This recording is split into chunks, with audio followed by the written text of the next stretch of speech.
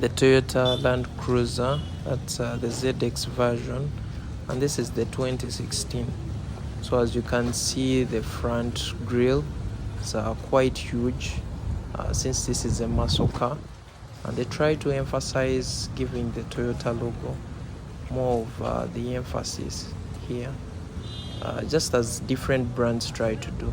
So it did not change that much for the 2016 up to the 2021, which is the LX300. But this strikes a balance, this strikes a difference between the later models, the 2013s. Let's look inside. Keys for the memory seats, a bit of chrome, and also some leather on the door handles.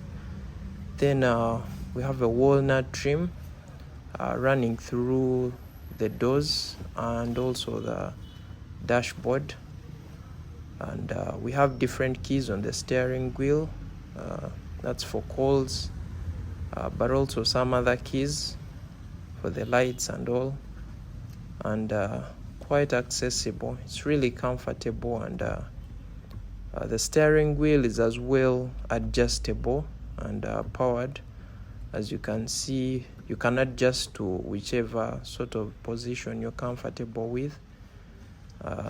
Then also the infotainment system, everything is right on point. The screen is just enough. Then climate controls, a bit of storage, and also different keys for the different driving modes, as you can see.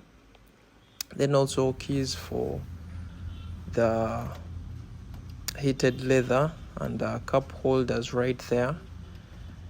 Enough storage, and also I love the cream still going through this middle part. As you can see, that is just quite enough storage really. As anything past that, we'll see the boot. Then the glove box, so also more storage if needed. So you can see still they stuck to a bit of leather on the doors, and the seats are really comfortable, leather and heated. Yes, the gauges right there, very visible. As you can see, everything is quite clear. So we have a sunroof as well, which brings in more light and a bit of fresh air when you're on the road and driving. If you really need to feel that breeze, and sort of like when you're driving and you want to see the sky, could come quite handy when you're on the road. And yeah, that's for the front. Then also power adjustable, the seats as well adjustable with lumbar support, which also comes in handy for the long journeys. You really need to be as comfortable as it can get. The doors are quite heavy, and you don't need really to slam and all, they just stick. So the same kind of design runs at the back of the back seats and the back doors. And as you can see, it's leather throughout. For the second row, some storage, and also an infotainment system for the guys at the back. So we have two screens, which are wider than the one at the front, but definitely, because the back people really need to have all the fun, most of the fun, I guess. And the climate system, these are for the back people, the ACs, and also the control manuals for the heated leather seats at the back. You have a power point there for charging and all, 12 volts.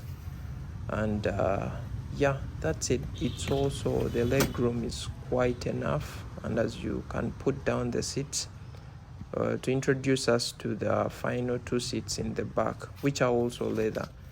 So as you can see, the boot is really quite huge, and you can fold the last seats to give you more room. And that's it for the back seats. There is a bit of chrome running through.